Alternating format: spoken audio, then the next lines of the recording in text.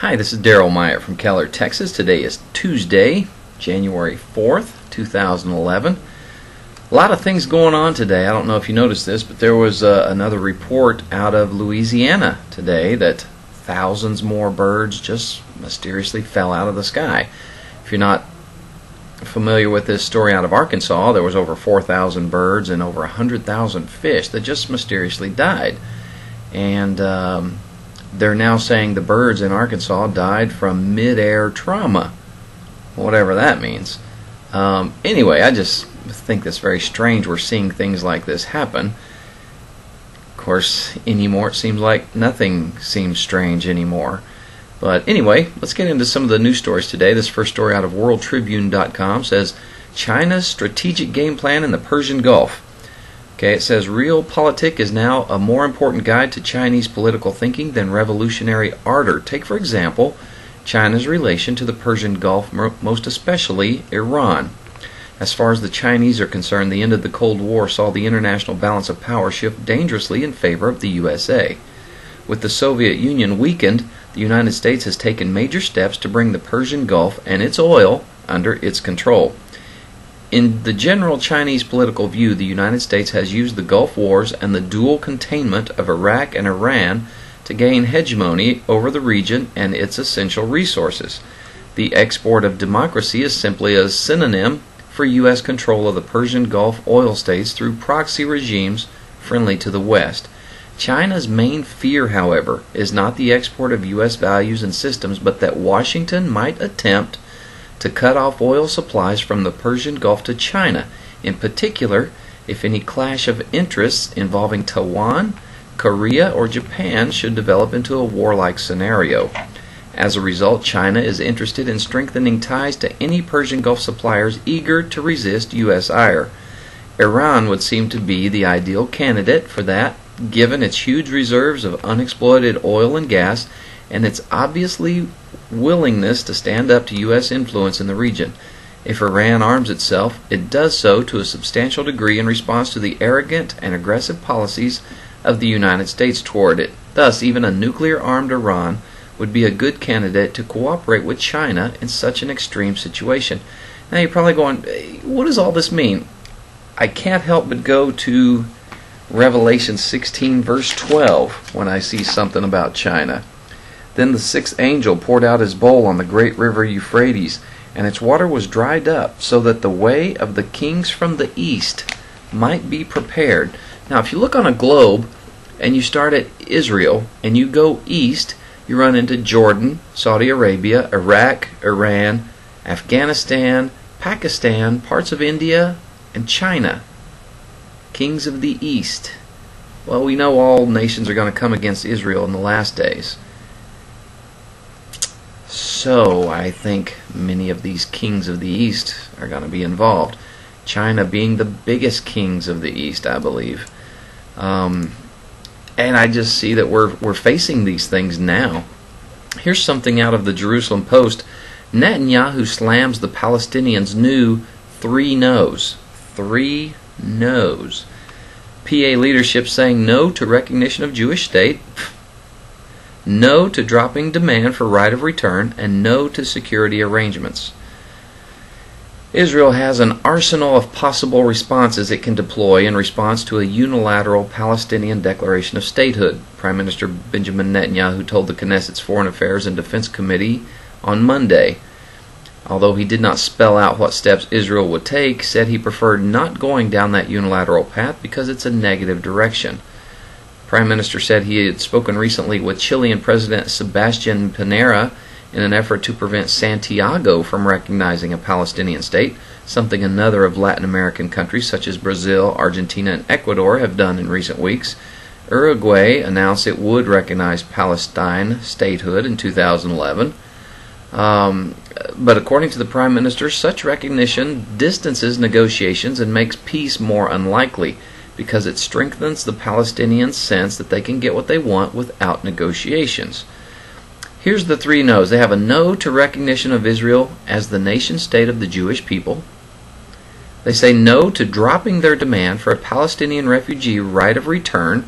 Of course, millions of Palestinians would flood into Israel with the right of return, thereby demographically eliminating Israel as a Jewish state, demographically wiping them out.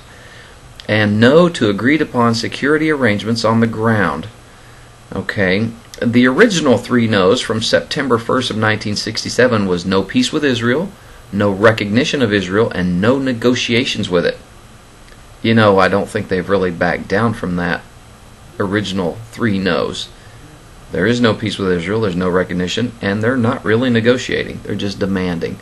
They're not negotiating. They're saying we want this, this, and this. If you don't give it to us, then we're not gonna play. Anyway, it's just amazing to see what's going on with all of this, and the fact that they're wanting to also sit down with Syria, and Netanyahu has said, we will sit down and talk peace with Syria, however there can be no preconditions.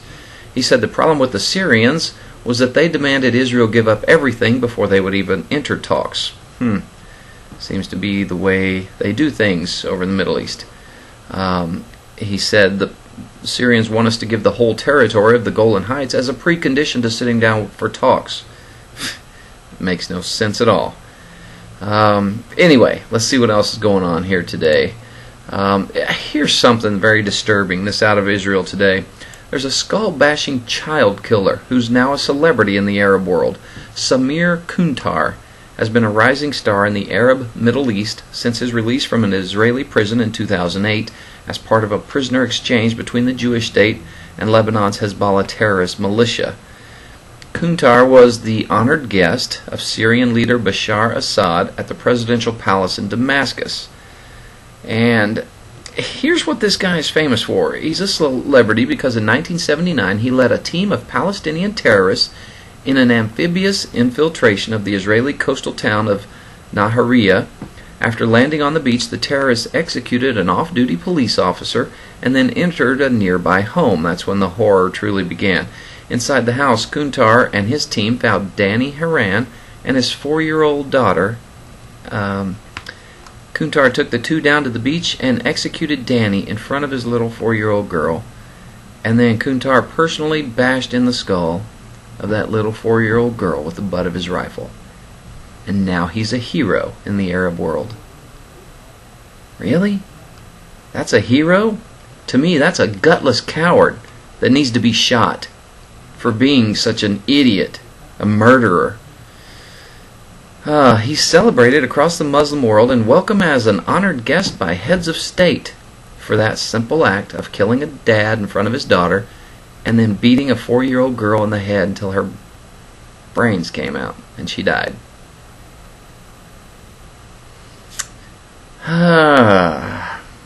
Anyway, these are the kind of people that Israel is trying to make peace with. Really? You think there's a chance for peace with someone like that? Here's something out of Yahoo.com. The U.S. was not invited to Iran nuclear sites. This out of Vienna today. Iran has not invited the United States to visit its nuclear sites. Diplomatic sources close to the UN's nuclear agency IAEA said today, after Tehran announced it would open its sites. Among the 6 world powers involved in talks over Tehran's atomic program, only Russia and China had been invited. Really? Well, we know Russia and Iran are going to lead a world army against Israel. China, the kings of the East, are going to be right there with them. Isn't that an interesting turn? The United States, Britain, France, and Germany had not received an invitation. So, what are they trying to hide? Well, you and I both know they're trying to produce nuclear weapons, and they want to wipe Israel off the face of the earth, and the whole world just sits by and watches them do it and goes, go ahead, what harm can come from it? Who cares if Iran gets nuclear weapons and they want to wipe out Israel? They're just silly. That's not going to happen, right? They're going to try. I can tell you this, they will not succeed. Here's something out of NPR. It says, in a surprise, Iraq manned force withdrawal deadline. Iraqi Prime Minister Nouri al-Maliki settles in for a second term. He's begun to talk tough on the final withdrawal of American troops scheduled for the end of this year. It's long been assumed that the withdrawal deadline of December 2011 would be renegotiated. that Iraq might need some kind of troop presence beyond then, but lately it's looking like the United States and Iraq might have to come up with another plan. Here's the problem. They're basically saying, look, we don't want U.S. troops on Iraq soil right now, and we expect them to all be gone by December of 2011, this year. He says, I don't believe there's any need for them to stay after 2011 because we are ready right now. We are fully qualified and competent. We don't have any will or wish for them to stay here, and there won't be any American forces after 2011. Wow. Mostly this is due because Maliki's new coalition government now includes members of the fiercely anti-American bloc led by none other than Muqtada al-Sadr. So any other agreements they have would have to be approved by Iraq's parliament, which most likely would not be approved. So, if everything goes as planned, all the U.S. troops should be out of Iraq by the end of this year. Here's something that just made me laugh. This out of Israel Today says the Arab world is in uproar over Zionist spy birds. They've arrested a wounded vulture in Saudi Arabia that landed in a rural area of the country wearing a transmitter and a leg bracelet etched with the words Tel Aviv University. So these Arabs have classified this bird as a Zionist spy, and it just cracks me up, the mentality of these people they're trying to deal with, they're trying to make peace with.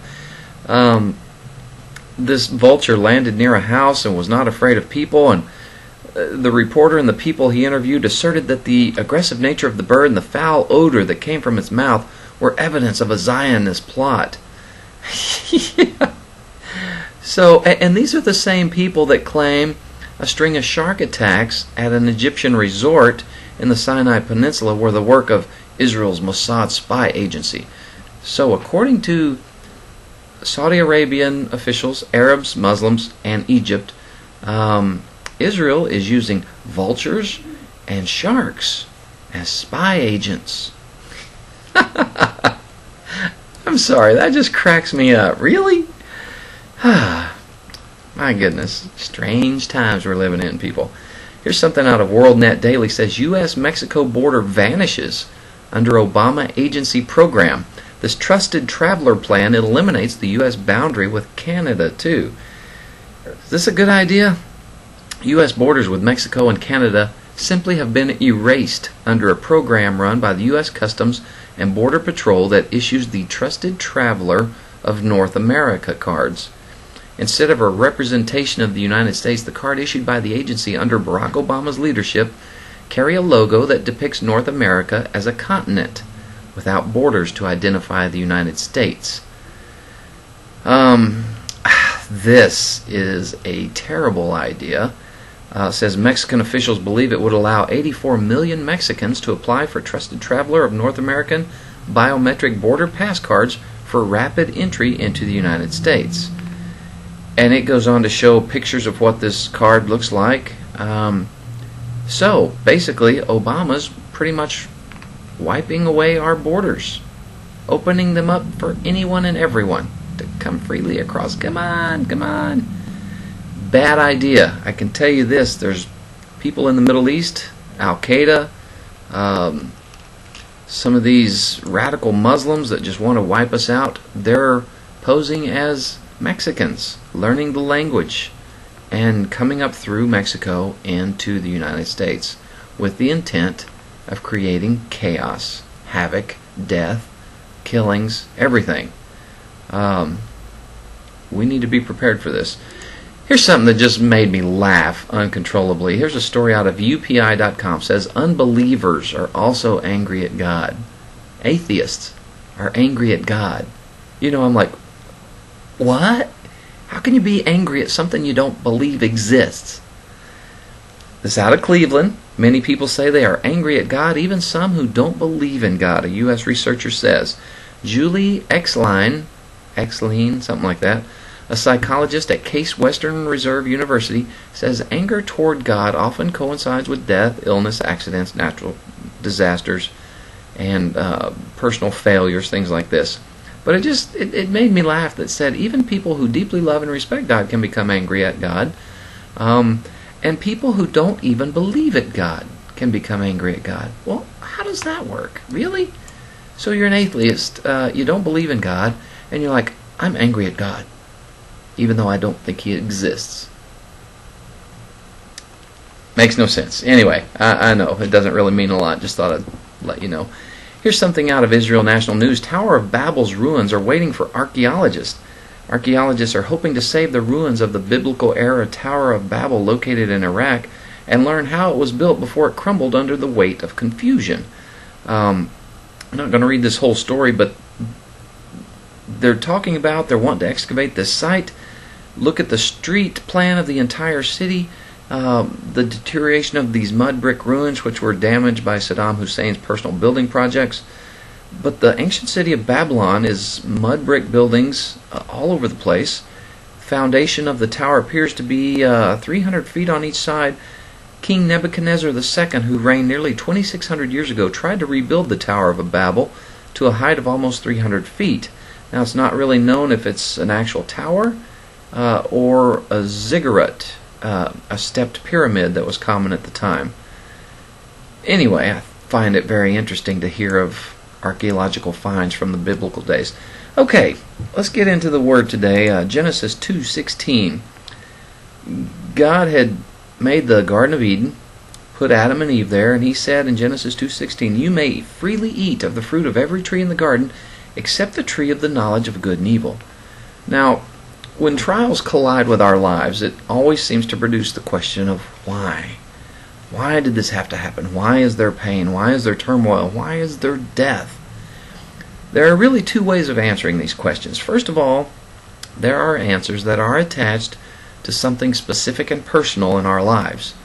I'm going to be spending a lot of this month looking at these things. But before we can look at the subject of suffering specifically, we have to look at it generally. That is, there is a general, universal, overarching reason for mankind's trials. In the opening verses of the Bible, we witness what happened. It's there in the Garden of Eden that God tells Adam and Eve they can enjoy everything the garden has to offer them, with one exception. They are not allowed to eat the fruit of the tree that brings knowledge of good and evil. If they do, they will invite sin and death into their perfect world. Okay, God gives us free will. He lets us make our own choices. Each and every one of us is ultimately responsible for our own salvation. You choose whether you believe Jesus Christ is the Son of God or not. You know, I've said it many times, there's only two kinds of people in the world. Those who know Jesus as their Lord and Savior, and those who don't. And it's ultimately up to each and every one of us what we believe, and God gives us free will for this. You can accept to believe, or you can accept to reject Jesus. It's up to you. It's your choice. But Adam and Eve did exactly that, and humanity has been dealing with the effects of their decision to disobey ever since. Now, why bother going over all this? Because when it comes to the whys of life, we need to remember that sin is the ultimate culprit, not God. It's sin that causes this problem. He has a way of taking sin and turning it around to accomplish His purposes for us, as you can read in Genesis 50, verse 20. Let me see if I can read that for you. 50, verse 20 in Genesis. "But as for you, you meant evil against me, but God meant it for good, in order to bring it about as it is this day, to save many people alive." From the very get-go in the garden, suffering wasn't something God desired for us. Sadly, suffering is something we've done to ourselves. I want to get into some other words here in 2 Peter 2, verse 9. "If this is so, then the Lord knows how to rescue godly men from trials, and to hold the unrighteous for the day of judgment, while continuing their punishment." Okay, let me go to Job 36, verse 15. Job 36, verse 15. "But those who suffer, He delivers in their suffering. He speaks to them in their affliction." How about Psalm 22, verse 24? For he has not despised or disdained the suffering of the afflicted one. He has not hidden his face from him, but has listened to his cry for help. Let me go to Psalm 119, verse 50. My comfort in my suffering is this: your promise preserves my life. How about Romans 8, verse 17 and 18? Now if we are children, then we are heirs, heirs of God, and co-heirs with Christ, if indeed we share in his sufferings, in order that we may also share in his glory. I consider that our present sufferings are not worth comparing with the glory that will be revealed in us. And let me finish with 2 Corinthians 1, verse 5. All this is evidence that God's judgment is right, and as a result you will be counted worthy of the kingdom of God for which you are suffering. Listen, there's a lot of suffering going on in the world. Just remember, God is always ultimately in control, and sometimes your suffering is to help bring you around and bring you back to God. God bless you. Good Lord willing, I hope to see you again tomorrow.